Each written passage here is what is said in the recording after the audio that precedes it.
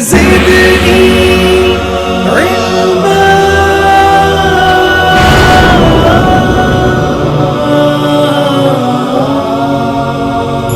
رب زدني علما.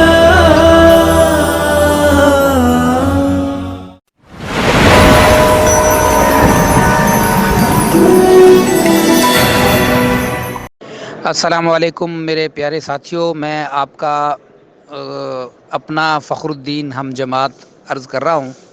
یہ ہم سن رہے تھے حاجی صاحب کی قبر کے متعلق کہ باڑ لگا دی گئی، ایسی بات ہے. کوئی کہہ رہا ہے کہ نہیں خوشبو نہیں ہے.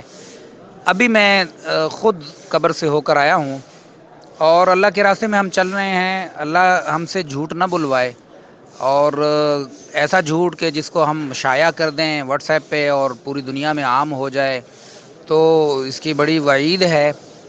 فرشتے کوسوں دور بھاگ جاتے ہیں.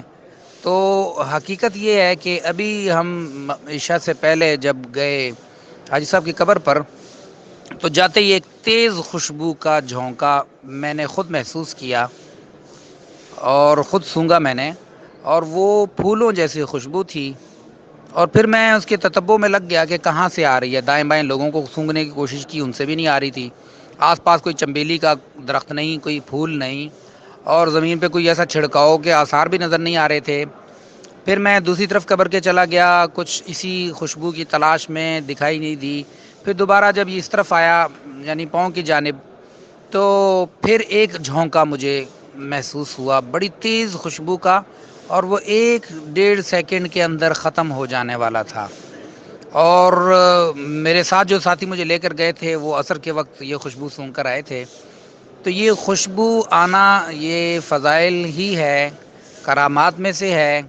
کوئی معیار نہیں ہے کہ جس کی قبر سے خوشبو نہیں آئی وہ بزرگ نہیں ہے، بلکہ اللہ پاک یہ کرامت کسی کی زندگی میں ظاہر کر دیں تو کسی کی موت کے بعد ظاہر کر دیں.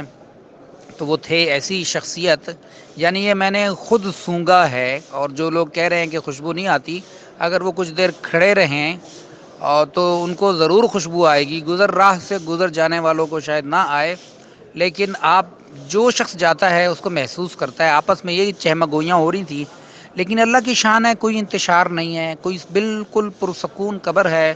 لوگ آتے ہیں خاموشی سے کھڑے ہوتے ہیں، چلے جاتے ہیں.